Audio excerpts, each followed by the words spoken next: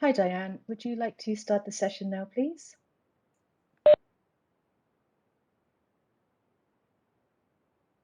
Good afternoon, everyone. My name is Dianne, Chair of the Board of the Directors of the Export Council of Australia. I would like us to begin with an acknowledgement of country. In the spirit of reconciliation, we wish to acknowledge the traditional custodians of country throughout Australia and their connections to land, sea and community. We pay our respect to their elders, past and present, and extend that respect to all Aboriginal and Torres Strait Islander peoples today. Welcome to our second series of Global Market Insights. The series is about providing exporters with market intelligence, information about business conditions, risks, and opportunities in our key trading partner countries.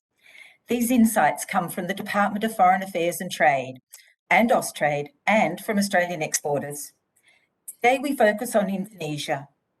I would now like to welcome our distinguished speakers. They are, in order of appearance, Miss Penny Williams, Australia's Ambassador to Indonesia. She joins us from the Australian Embassy in Jakarta. Miss Sally Deane, Senior Trade Commissioner and Minister, Commercial, Indonesia. She is also based at the Australian Embassy in Jakarta. Private sector participants are Mr. Robin Ellard, Managing Director of SafetyLink, Miss Helen Brown, Founder and Managing Director of Bisnis Asia. We do have an impressive panel. In the interest of time, I won't go through their backgrounds. Their bios have been circulated, so please peruse them at your convenience. The Department of Foreign Affairs and Trade will give us their on-the-ground assessment of the political and economic developments in Indonesia. Austrade's colleagues are also in market and can give us their perspective on the commercial prospects in Indonesia. Our industry guests will share their experience in doing business with Indonesia, including providing some hints on building relationships. The seminar will run as follows. We'll invite each panellist to make a brief remark. They will outline their key messages. We will then go to a panel discussion where I will ask our panellists some questions. These questions seek to reflect those we received from our audience during registration.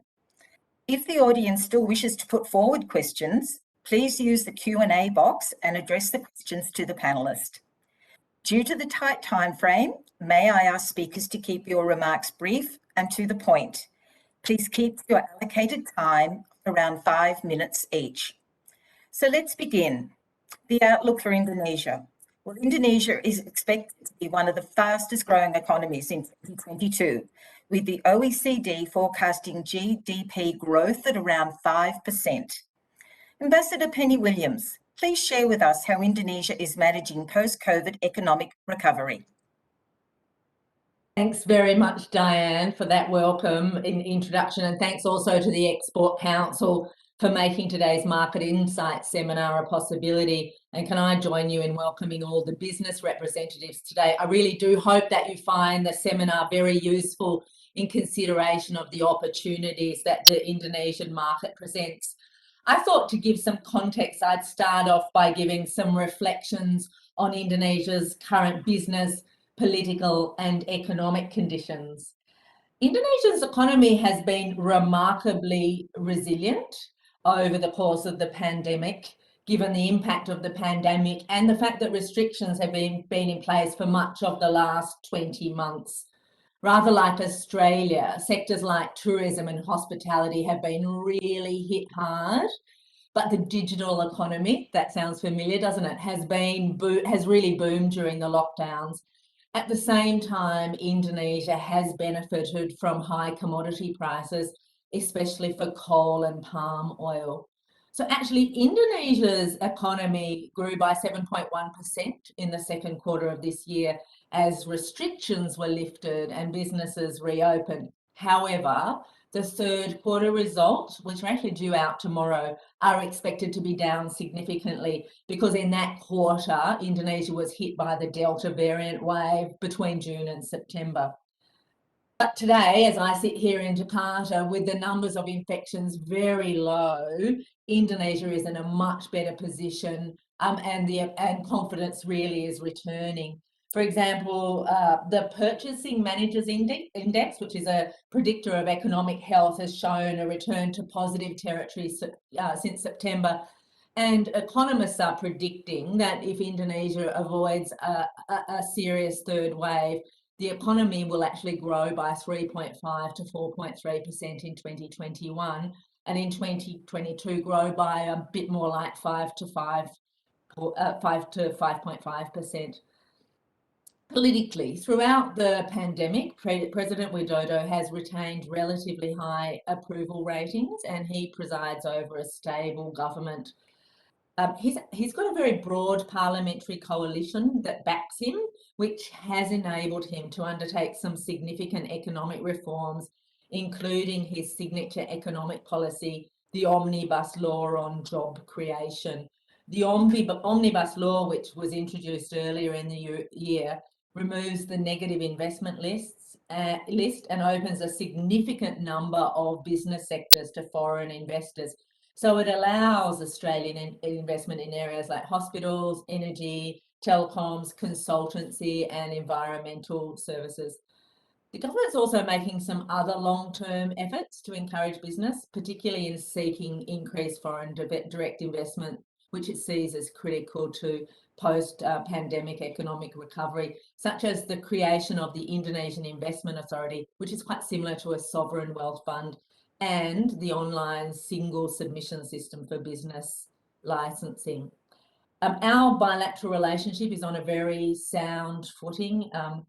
And throughout the pandemic, there's been regular engagement at the highest level. In fact, on the weekend, President Widodo and Prime Minister Morrison met in Rome in the margins of the G20 Leaders Summit, and they agreed to strengthen our cooperation on the green economy and energy transition, which really is a prospective area for us both to work together. Right at the height of the pandemic this year, we had economic trade and investment ministerial meeting between 4 ministers from Indonesia and the Treasurer and the Minister for Trade from Australia, really driving that, what can we do to really drive economic recovery for both of us.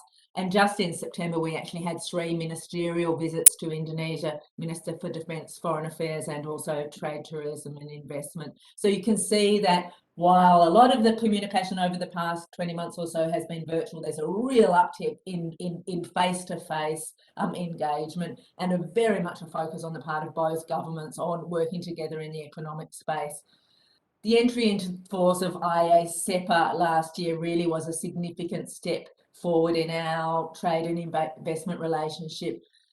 And throughout the pandemic, it has really been important for us to drive our trade and investment relationship. It's already had a head-turning effect in sectors like higher education. Monash University recently opened the first foreign university campus in Indonesia, so quite a significant step.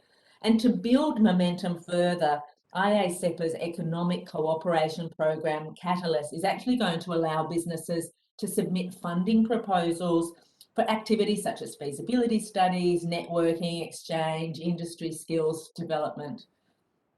During his recent visit, Minister Deane also introduced the blueprint for trade and investment with Indonesia. It's a very practical and strategic guide to Australian businesses entering the Indonesian market and looking at strengthening commercial relationships with Indonesia. It's very contemporary and it's focused on some pretty interesting sectors, and I'm very happy to speak about this further if we have enough time, but I do encourage you to review it and make use of it. It's available on the DFAT website. So what I would say is that all of this, at the sort of political, bilateral, growth, economic situation really does point to encouraging business opportunities in Indonesia.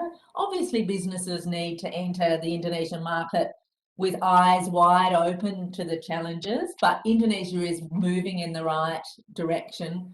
And I would say my assessment would be that next year, Indonesia is from December, from next month, Indonesia is the G20 host, and it's also the ASEAN chair in 2023. And my prediction is that Indonesia will be seeking to further showcase its international economic credentials over the next few years, which will provide further opportunities. And can I just say in conclusion, as ambassador, my writing instructions from the Australian government and the reception I've had here is all about facilitating economic engagement between Australia and Indonesia, as well as the people-to-people links. And I'm very pleased to be able to participate in this seminar today. Thank you very much, Dianne. Thank you, Penny. Hopefully the generally sound economic policies of the Indonesian government and the stable political conditions will boost customer or consumer sentiment. So I would now like to invite Australia's Trade Commissioner to brief us on the commercial trade and investment opportunities in Indonesia. The floor is yours, Sally. Great, thanks very much, Dianne. And can I add my thanks to the ECA for this opportunity to speak today. As Ambassador Williams has already provided an overview of the economic and political landscape, what I'm going to do today is really, I guess, do a quick run through and a quick snapshot of where we see some of the key areas of commercial opportunity for Australian business. So I guess the first thing to say is that prior to COVID hitting, Australian business had been relatively optimistic about building engagement with Indonesia, and overall businesses had been doing well here. And whilst the last 20 months have indeed been challenging for business, as the Ambassador has highlighted, Indonesia's economy has been remarkably resilient, although it is true that the impact on sectors has been uneven. But right now we are seeing the signs that things are improving, and we are definitely seeing an uptick in interest from Australian business in the opportunities here in this market. Our sense is that there's a range of factors that are contributing to this increasing interest. Firstly, as Ambassador Williams pointed out, the COVID situation here is vastly improved from what it was earlier in the year. And Indonesia has done a remarkable job in terms of their vaccination rates, particularly in the commercial centres of Jakarta and Surabaya. There's the existence of our free trade agreement, IACPA, and definitely the head-turning effect that has had has made a difference. There's also been significant steps taken by the Indonesian government to improve the trade and investment relationship environment and the ease of doing business here, and there's some of the things that the Ambassador mentioned have contributed to that, such as the omnibus law. But there's also some interesting trends that are driving opportunities for Australian business. Some of them are new and emerging, and some of them have been known for some time. So let me just focus on the known trends first. Many on this call would know that Indonesia has a large, increasingly affluent and digitally savvy population. And alongside that has come a determined focus from Indonesia to modernise and digitise their industries and to improve operational performance. And so that focus has opened up opportunities to build on Australia's already strong position in services, particularly to sectors like mining and infrastructure and defence and aviation. It's also offered the opportunity for us to bring our tech communities together, and particularly in areas such as cybersecurity, digital startups and advanced technology. Another trend has been that's been around for a while is this change in consumer tastes and behaviour of consumers. And what we're seeing is that that's pushing up demand for premium and high value products, particularly things like beef and dairy and horticultural and fresh products. We're also seeing rising interest in Australian inputs to Indonesian production and manufacturing of value added goods. This is the so-called powerhouse model, which is of real interest here, and that's around Australian inputs to Indonesian manufacturing. The COVID crisis has unsurprisingly intensified demand for innovative health solutions and technologies, and this is a trend we expect will continue and continue to open up opportunities, particularly in medical, health and complementary products and services. The JV between Australian companies Aspen Medical and Doctor and the West Java government to deliver hospitals and mobile clinics over the next 20 years is a really great example of some exciting developments in the health space. The mining sector has been a traditionally strong sector for Australia, and it remains a sector of interest for Australian business, particularly in the provision of mining equipment, technology and services. And this is an area where Australian met suppliers are already well regarded, so they're well positioned to support Indonesia's increasing focus in areas like mine safety and standards, environmental management, and operational performance. And lastly, on the known trends, assisting Indonesia to address its significant skills need continues to be a big opportunity, but it's one that's highly competitive. And so that means Australia higher education and vet providers really do need to focus on narrowing down the opportunity to meet their capability and capacity to deliver. There is definitely interest here around delivery of technical and vocational training. The challenge is, I guess, finding that sweet spot between the quality of the provision of high quality training and affordability. There's also increasing interest in the higher ed space, and that follows the recent opening of Monash's new campus here, as Ambassador Williams mentioned. So I want to quickly turn now to see where we're seeing some emerging sectors of interest. The first is in the renewable energy space.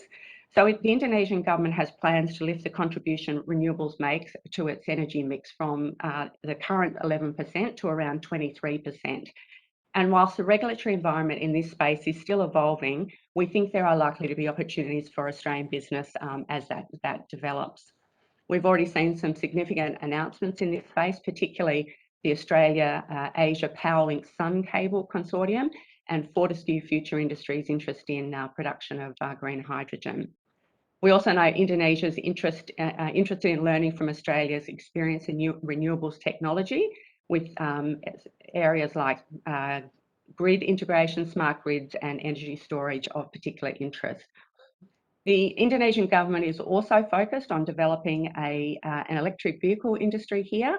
And whilst this is another area that's the regulatory environment is still evolving, we think there are going to be some areas of complementarity, particularly around EV charging technology and critical mineral supply. And so the last area, I guess the new emerging area, is around Indonesia's plans to relocate its capital from Jakarta to East Kalimantan. Initially scheduled to be well advanced by 2024, the COVID pandemic has certainly delayed planning, but in recent months, those plans have been reinvigorated. And as the detailed design and construction phases get underway, we think there'll be opportunities for Australian firms in urban design, smart city technologies, and infrastructure. So Dianne, just to really conclude very quickly, a couple of remarks about doing business in Indonesia. Firstly, the regulatory environment here is complex, and it is a market where relationships matter. And I know that Helen Brown's going to talk about that in a bit more detail in a minute.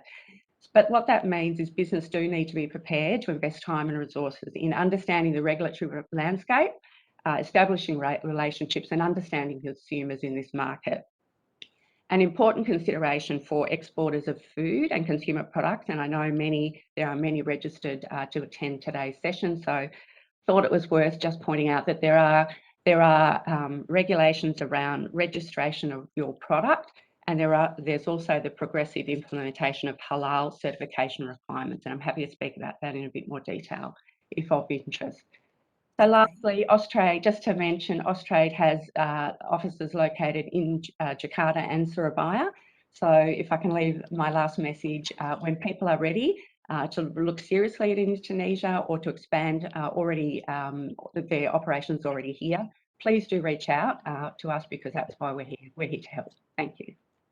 Thank you, Sally. It is good to hear that there are a range of commercial opportunities for Australia to consider and pursue in Indonesia. Indonesia is a diverse and prospering economy. I would now like to invite Robin from SafetyLink to discuss his experience in doing business in Indonesia. Robin, please. Hi, Dianne. Thanks for the intro there. And thanks to the Export Council of Australia for inviting me on and share our insights. Best way to start is probably just a short background on what we do.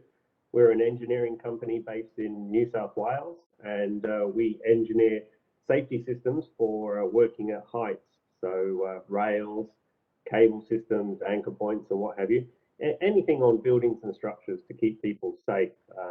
Just quickly, it's devices like this that you would run around the perimeter of a building, and you'd be attached to that device, and it would make sure that you wouldn't fall off. And if you did, you'd be well protected. So we've been in business for about 20 years, and around 4 years ago, actually, I was fortunate enough to buy the company, and it's been quite an adventure since then. Now, 4 years ago, we were only selling in New South Wales. So we did no exports at all, and we weren't in Southeast Asia or any place like that. We spent the last 2 to 3 years working quite hard on building up relationships out there in Southeast Asia and in Indonesia in particular. And it's been a very, very successful experience for us. And in 2020, we were winners of the Export Award for New South Wales Regional. So we were pretty happy with that. But this year we're only runners up, so I'm not sure what we did wrong, Dianne, but we'll have to try harder next year. There's some good companies out there, Robin, sorry. There certainly is. It's kind of hard, guys, to sum up in a couple of minutes everything about doing business in Indonesia. So I just pulled 2 things that I thought were relevant, and Sally touched on it as well. She actually touched on both things. The first thing is probably relationships. Far more significant to build relationships there than it is traditionally here in Australia. And a friend of mine summed it up actually, the 80-20 rule, which I think we've all heard before. Well, when you're doing business here in Australia, 80% of the effort is actually on the product itself that you're selling, and 20% on the relationship. So you really focus on selling the product, and that's the way it goes. And the relationship isn't quite so important. But I found in Indonesia, you can flip that around the other way, and it's really 80% on the relationship and 20% on the actual product, which is kind of funny the first few times that you have to get your head around it. We're very formal here in Australia. When we do business meetings, we tend to have agendas, we have PowerPoint presentations, we have defined outcomes that we want, we have contracts and things like that. And I've really had to do none of that when I've been doing business over in Indonesia. I have never had to do a PowerPoint presentation or anything. And it's just a different way of doing business, really. Here we have very clear lines between business and personal life, but over there it's a lot more blurred, and it's a very rewarding experience, I have to say. Another quick example would be if you go to Indonesia, it's quite common for your customer or your distributor to pick you up from the airport and take you to dinner and show you around Jakarta or wherever you are. The next day they'll pick you up from the hotel and they'll take you around again. And really, as I said, 80% of it is building that relationship. And then you may go into a meeting room for 20% of the time and show your product. But sometimes I feel the deal's already done well before you actually even present the product. So it's a very different way of doing business. And I can't stress enough to get over there and meet the people. It's a very, very important thing to do. And if you have no contacts there, then the way we built the business was through trade shows. So we actually attended trade shows in Singapore about 4 years ago, and through that we had people come to us who were visiting from Jakarta, and that's how we made the contacts, and then we went across and we saw them. So that would be a fairly easy way of meeting people, and we're very fortunate that the Australian government, the Austrade, has the Export Development Grant, which if you're a manufacturer or a supplier here in Australia, you may be eligible for that. So the Australian government will help you attend those trade shows financially, which is just a great concept to be in. The second thing I think that's important to mention that Sally also touched on is that we have very good quality here, and we have very good quality standards, and Indonesia is really looking for quality products, and we've been very successful because we do make a very good quality product, and I think you can pretty much take anything that Australia makes, be it in the food services or in our safety industry or whatever it is, and it's very high standards of what we produce here, and it stands up very, very well against local competition. So you can really price at a mid to high level when you're working over there. And the Indonesians themselves really see Australia as a quality location as well. So we found that they hold us in very high esteem, and I found that a very easy way of doing business thanks to that. So overall, I mean, going into Indonesia and into the wider Southeast Asia has been very, very lucrative for us, and it's been very rewarding as well. So if you're an Australian company, I would really recommend to explore that opportunity and to push into it. And yeah, and again, if you have any questions, this is a very short presentation, but feel free to reach out to me, and I'm more than willing to share some more insight and give a bit more advice. Thank you. Thank you, Robin. Thank you for your insights. I'm glad to hear that your Indonesian experience is so positive. I hope that will encourage others to explore Indonesia as a future market to do business in. We now have the opportunity to hear from Helen from Business Asia. Helen, would you like to please share with us some cultural tips that might enhance Australian exporters' success in Indonesia?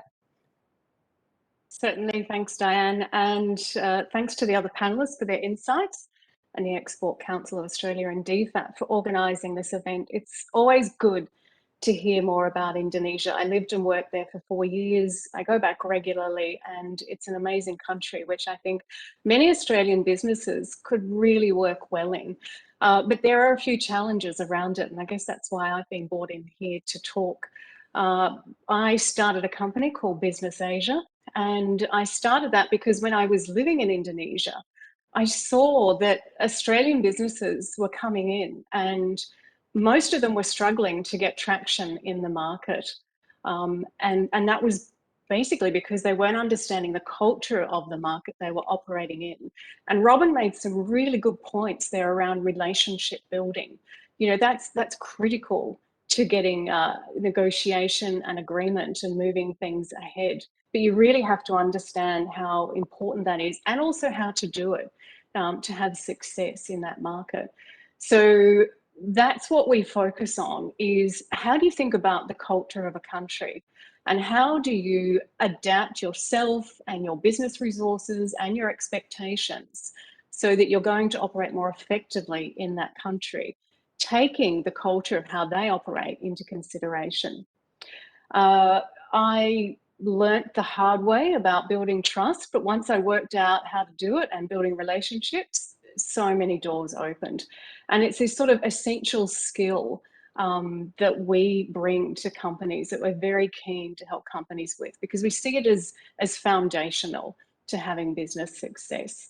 I have a principal partner in Jakarta. We have a business development manager, and you know, they have the same passion. They see the same thing happening with companies who come in, and it's like, you know, what's going to go wrong. They can see it going wrong. So we're doing our best to try and help companies navigate through that space.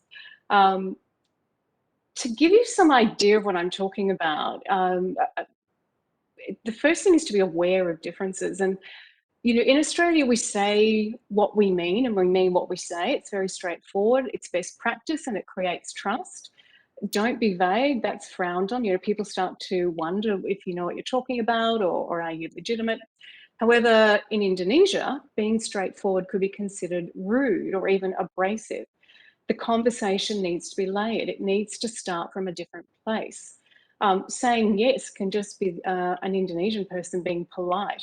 So that's just one example of many of how culture is different and how we often don't even realize how the culture we're used to is impacting on us wanting to be successful as a business in Indonesia.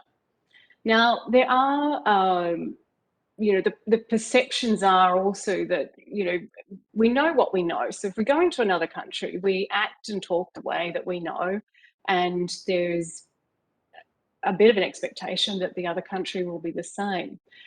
And then when things go wrong, there's a sense of, oh, well, you can't trust that market or you can't trust the people there. But as it turns out, it's usually that we haven't thought more broadly about what's going on and how culture is driving interactions and how culture is perhaps creating a situation that is a little bit different to what you're used to. So it's really just learning about how to recognize that and then how to pick up on it. And then if you get really skilled at it, you can just step in and do it.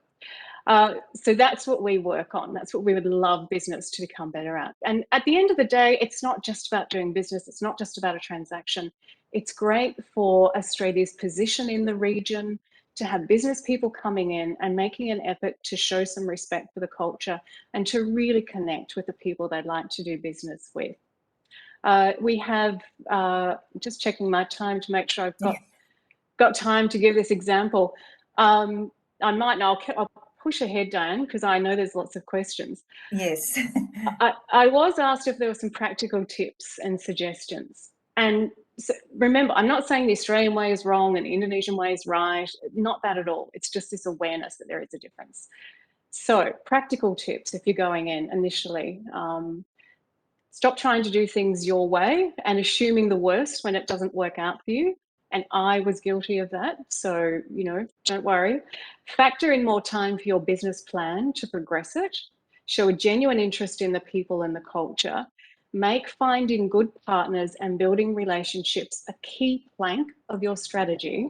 And understand that a little bit of goodwill goes a long way.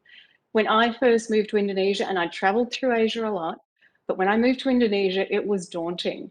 What I discovered by taking some time to step back and have a look at what was going on around me and having some great colleagues was that there is a lot of goodwill. And if you're willing to adapt and show an understanding of the culture and the people, then you'll be accepted and you won't be knocked down. Even if you're trying and it doesn't work, you won't get knocked down. They'll appreciate that. And that helps develop that trust. So I think I'll leave it there, Dianne, so we can get on to our other many questions. And like Robin, really happy to follow up with anyone if you'd like to learn more. I'll pop my contact details in the chat for you. Thank you, Helen. And I think, there's a question at the end that might cover some of those additional points that you might want to offer to the participants today. I'm so pleased you were able to share those antidotes. Sometimes the useful application of local business culture could mean the difference between winning a contract and going home empty-handed, as you made quite a point on in your discussion. So thank you again, Helen. So now we have time to proceed with our Q&A segment. I will ask a set of questions to each of the panellists. And panellists, individually, you will have 5 minutes each to give your response. My first question will go to, or the first set of questions will go to Penny. DFAT has recently released the blueprint for trade, which you did mention, for trade investment, which you did mention in your discussion. Can you please give us some key points that Australian exporters should take note of? And what is the current business environment like in Indonesia? And what do you think the outlook in the longer term will be? Please, Penny.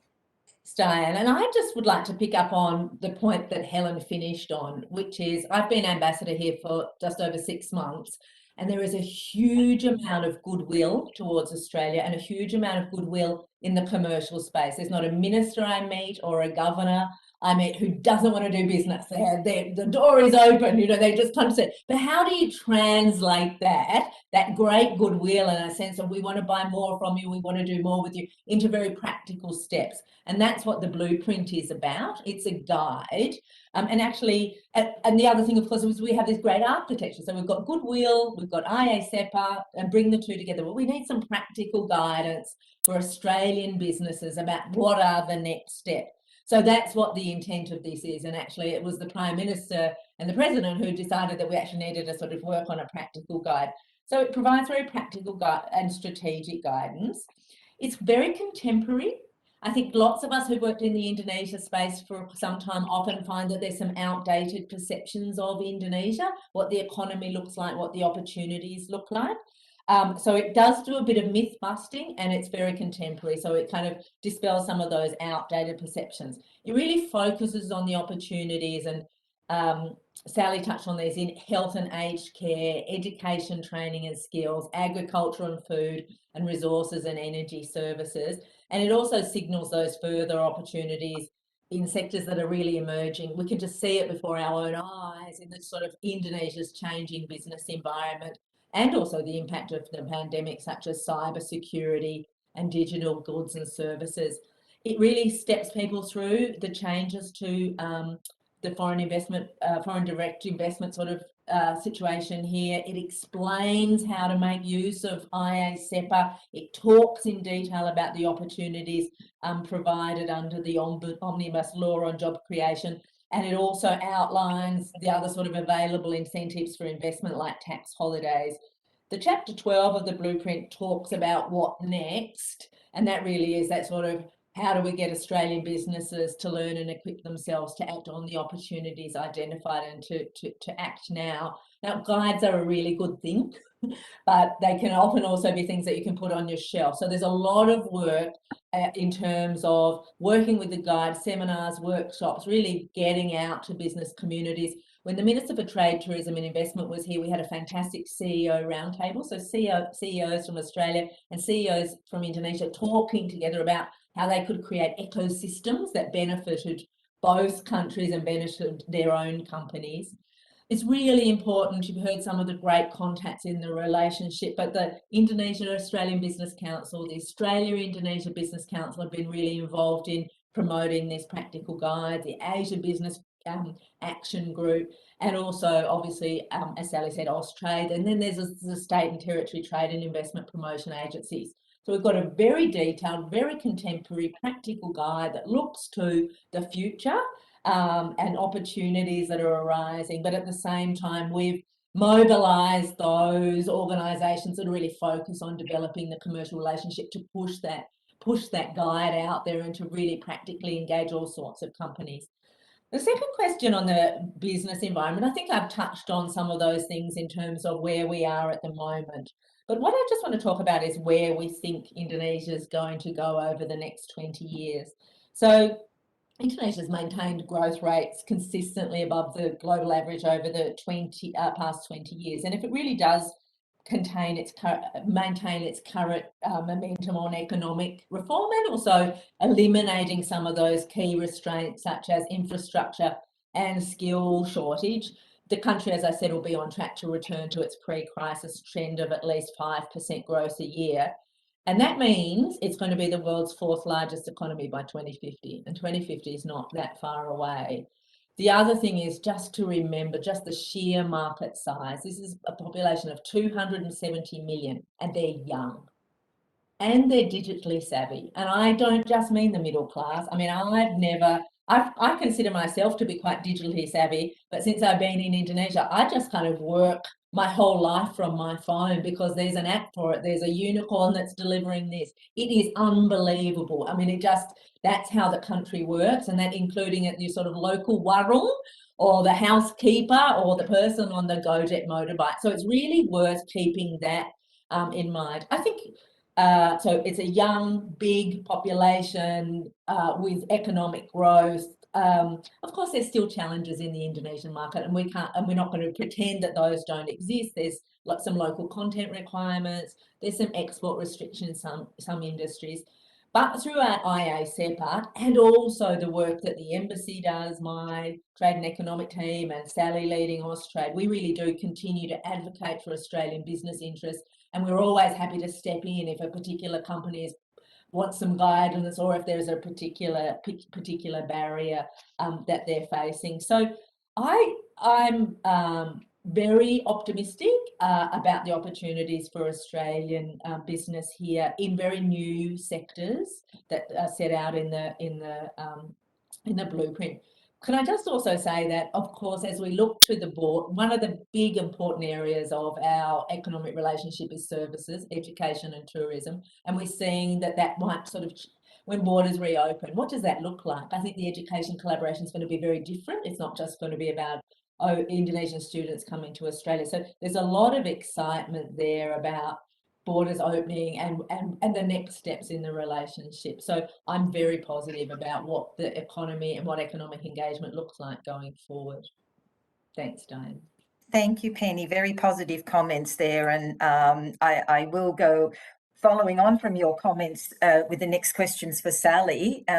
While COVID has impacted many sectors, it has also created some niche opportunities for a lot of Australian exporters. How would that work in Indonesia? How could Australian exporters cater for these in Indonesia? Please, Sally. And secondly, what advice would you give to businesses that had not considered Indonesia as a market already? Great. Thanks, Dianne. So thanks for the questions. Look, I think the overarching comment I would make around approaching opportunities in this market are the same, whether it's a new niche opportunity, whether it's something that's arisen out of the implementation of IA-SEPA, and we're starting to see some of those opportunities in areas like health and education, or whether it's a change in Indonesia's policy and regulatory environment, or or indeed coming out of the COVID pandemic. So we've seen obviously booming opportunities around digital. I think I would say the same, that Australian business have to approach those opportunities with the same mindset. And why I say that is that you need to take the time to understand the opportunity. You need to look at what are the relevant laws, are there regulations or market practices that are relevant to that opportunity that you need to take into account. Can you use an FTA? Can you access the FTA, IA-CEPA to access the opportunity? And I think the other thing is that you need to access the resources available to you to help you understand the market, the way business is done here. And Helen has obviously touched on a lot of those points. But I think you can access resources like DFAT, you can access resources like Austrade, but also the bilateral chambers, as Ambassador Williams has said, they can be a great source of advice. You can talk to practitioners that have been before you and understand that they're very open to talk about pitfalls and where they see the opportunities and the things that they think make a difference. So I think they're also a really great source of advice. I think you need to think about your market entry strategy. Are you thinking about accessing the market through a partnership? And that brings with it a whole another set of things that you need to take into account. And it's a very, very common approach to market here in Indonesia. Are you thinking about accessing through an e-commerce channel? And again, there are some considerations if you're thinking about that as your market entry strategy. And there's also the option to open an actual office, and there are different models in that space. And again, finally, you need to be prepared to invest the time and resources into understanding the market and building those relationships. And I would add, now that I've heard Helen, I would say my other advice is adopt Helen's top 3 tips on that space. For businesses that haven't accessed or haven't thought about Indonesia before, my top tip would be get hold of the blueprint to start.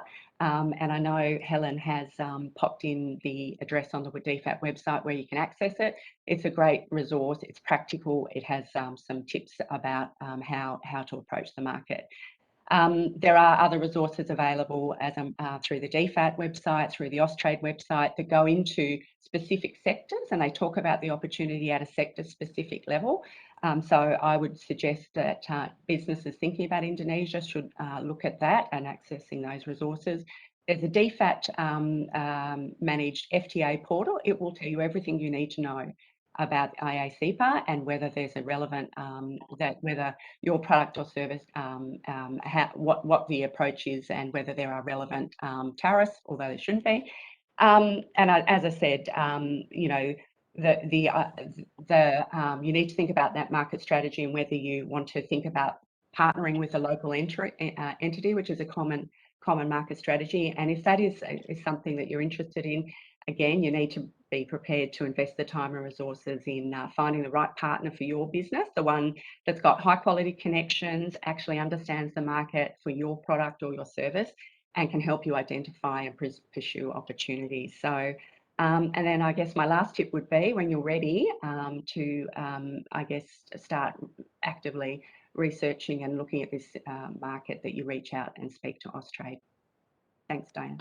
Thank you, Sally. Some good tips there. My question to Robin is, you have delivered a very specialised product and service.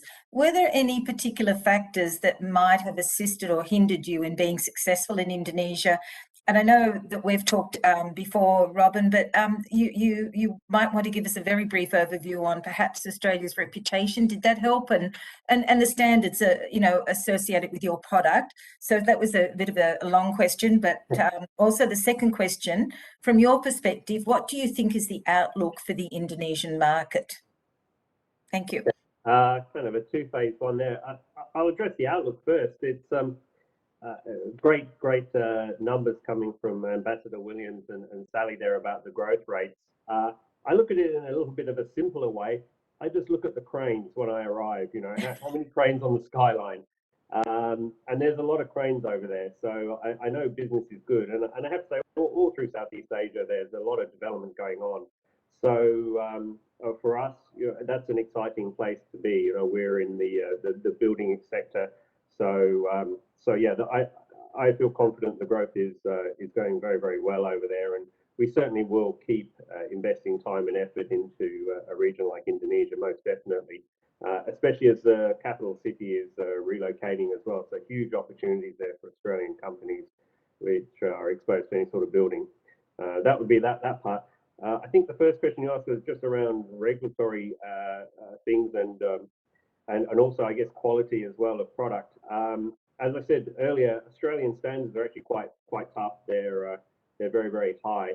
The problem we had was that Australian standards aren't always recognised in a place like Indonesia. So while we have very high quality standards here, we found that our standards weren't recognised over there in Indonesia.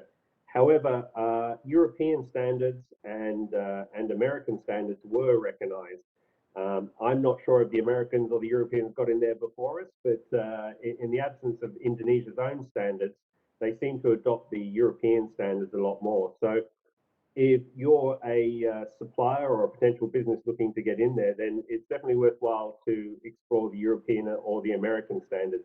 Either one of those were applicable. Now, again, we were lucky in Australia that the Australian standards were so high, it was very easy for us to get that certification, that European certification for our product. And we found that the Indonesians were very, very reassured when we could show them that we had that certification. Going back to just the thing that surprised me was that they hold Australia in such high esteem as being a quality location. I guess we're all familiar with the education market where you get a lot of students coming over here and studying. But I did think about, if you think about it from an Indonesian point of view, when we go over to Indonesia, it all seems very chaotic. There's a lot of people, there's motorbikes rushing around everywhere. There's a little whiff of third world and there's the emerging market. So it can feel very overwhelming and chaotic. Now, think about Indonesians coming here, it's extremely orderly. The traffic flows in a very controlled manner. As I said, we do business in a controlled manner. So I think that creates a perception of us being very controlled and having very high quality standards. You could call us almost like the Germany of Southeast Asia. We're held in very high respect, which means that they take quite rightly that our products are high quality products, and so we don't go and compete in the low cost area over there. We definitely compete in the mid to premium area, and it's been very, very lucrative for us, as I said. In fact, I can share with you guys, we make more margin and profitability out of Indonesia than we do out of Europe, out of the UK and Europe. That's a far more tougher and competitive market. Indonesia is a far more attractive market for us. So yeah, I hope that answers the questions for you. It's a good answer. It's interesting about the standards, and I think a number of the participants will take that away today, that point. Very, very important. Thank you very much, Robin. Thank you. Now, Helen, there are two parts to the question I want to ask you, and thank you for all your tips. And I think actually I have to thank Penny and Sally and Robin for their tips. But Helen, part of your work is building relationships between buyers and sellers and businesses. So they're a very key part of doing business in Indonesia. And we are opening our borders slowly but surely in Australia, but given the inability to travel, frequently and as often as we want now, and to meet with potential buyers and partners in the short term, how would you suggest Australian businesses strengthen connections with buyers and businesses in Indonesia at the moment? Certainly, yes, very relevant point, and one that we have definitely been working on and grappling with the past 2 years. And it works, if you can do this, learn how to do this virtually, it does stand you in good stead for when you do finally go over to Indonesia and perhaps meet some people. You come back to Australia. Part of the relationship building is maintaining the relationships. So learning how to do that from a distance is a really good skill to have. I would suggest at this stage, if you have a connection, and make sure that you have someone's WhatsApp connection, not their email address, contact them via WhatsApp and just maintain the contact that way and slowly build the relationship. So it doesn't have to be about business either. It's just about having a conversation and getting to know someone. How are you going? Is your family safe and well? You know, what are you going away for Christmas? Even if that person is of the Muslim faith, they might still have a holiday at Christmas, even if they don't actually celebrate you know, the Christian event. So those little questions to us might seem a bit intrusive or a bit odd, but for an Indonesian, they're an important way, for them to know that you're interested in them and you're also trying to understand them and make sure that there's a good fit and they're getting to know you. So I would say, you know, use those digital tools. Penny mentioned how important digital was. I mean, it's just intrinsic to everything that's done, including building the relationship. And you might be thinking, well, you know, this relationship building, that's all very well, but there's some bigger important things to know about regulations, as Sally has mentioned, about market access, about what level of capital you need for certain industries. Absolutely, you have to know those things as well. But if you start building relationships with people in the industry of your choice, you're going to learn about those as well, because they'll have the information. So you will get fantastic advice from Austrade or the Australian Embassy, and then you can check that with the person that you're building a relationship with. Not straight away, but a bit further down the track. And then that's part of you saying to them, I'd welcome your advice and knowledge on this. You know, and that's building the relationship further. So I guess the key is get the WhatsApp number, and if you have it, drop them a message and say hello. Take note of holiday dates or what's happening in Indonesia. You don't have to text all the time, just now and then, so that they know that you're still interested in keeping in touch with them. And that includes anything around the Indonesian economy. So Penny said something about the economy, and Sally has, and Robin has. So hey, not a great quarter, but I hear things are going to pick up. You know, so can be casual and chatty. Any particular cultural practices that may be specific to an industry? I think with the younger demographic, they're a lot more casual about how things are done, and you can be a bit more relaxed in their conversation. You know, if you're talking to older Indonesians, you tend to be a bit more formal. You tend to be careful about how you refer to them. So you can be a little bit more relaxed if you're talking to a younger Indonesian. And remember, there are some young Indonesians out there running some very big companies. You know, you have 30-year-olds sitting at the top executive level of unicorns, and that can take you a while to get your head around, but they're in charge. They will have, they're very friendly, and you know, I guess if you're dealing with them, remember that there is still another very formal part of Indonesia, especially if you're dealing with government or bureaucracy or someone older than you or someone in a more established traditional industry. I guess the important thing is to remember, always be respectful and polite and avoid conflict. And that includes in your communication building as well with your digital tools. So I hope that helps. Thank you, Helen. I can see that there's a treasure trove of information that couldn't be offered from you and Business Asia. So I hope everyone does take the opportunity to connect with you after the discussion today. Sally, we have just 2 minutes only, and I hate to do this to you, but we've received a number of questions from the attendees around import quotas, product registrations, and halal certification. Can you really quickly give an update, or can you give guidance on where people that are interested in those topics can go to get the relevant information that they need to deal with those topics in Indonesia, please? Yeah, sure, no problem. I mean, yeah, they're big topics, but I'll do my best. So, so firstly, I might start with halal. So the Indonesian government is progressively implementing a new halal registration certification regime. And I think the important thing to note, it won't just cover, it's going to cover a wide range of products. So it won't just be food and beverage, but it will extend over time to things like medicines, supplements, cosmetics, chemical and biological products, medical devices, and even things like clothing and services associated with exports. So, for example, packaging. So, but the good news is that there are long lead times before the certifications will become mandatory, with the earliest being in October 2024, which will apply to food and beverage products. The process for obtaining halal certifications is something that's still in a state of transition and developing.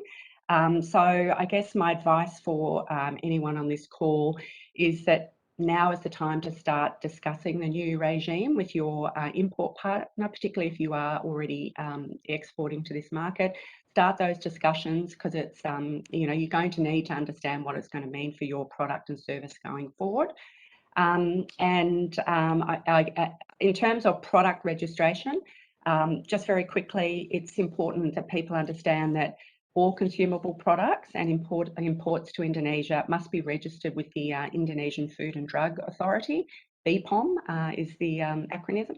And that process has to be carried out by an Indonesian partner. So a foreign exporter can't do it on their own. They do need to do it through an Indonesian partner, which is usually an importer or a distributor. Austrade has developed a guide on the registration process, which you can access through the Austrade website under the Indonesia export market page. So for those that are interested, there's quite a detailed guide on the process that you can look at. And finally, on import quotas, look, it is an issue from time to time. The Australian companies do periodically experience some issues with import that they have around obtaining their partners obtaining import quotas. And whilst I guess we have seen fewer of those issues arising since AACPA came into force, when they do arise, it's the point that Ambassador Williams made, and that's really, you need to raise it with us. Happy for you to raise it through DFAT, through the Department of Ag, through Austrade, and we will work together to bring this to the attention of the relevant Indonesian ministry. So, yeah, I think that's the key there. Interestingly, during the recent CEO roundtable that Ambassador Williams mentioned, which was a roundtable for both CEOs on the Indonesian and Australian side, the issue of import quotas came up, and there was an offer from the Indonesian Minister for Trade for us to work with his team on that. So we're certainly taking that up as that option up. So yeah. I can see we're very close to time, Yes. so I might be there. Thanks, Dianne. Thank you, Sally. I thought that was an important topic to just really quickly address, and thank you for taking that on short notice.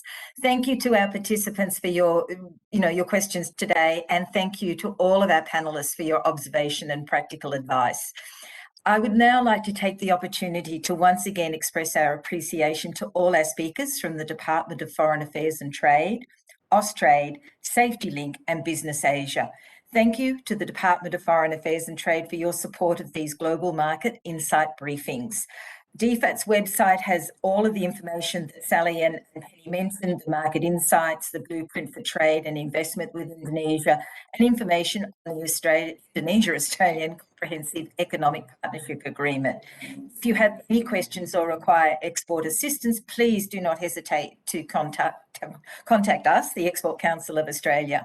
And if you are looking for government assistance or advice, please go to business.gov.au or call 132846. And please do join us for the next Global Market Insight Seminar on Vietnam on Thursday, the 2nd of December. This concludes today's session. My best wishes to all of you on your business ventures, and good afternoon.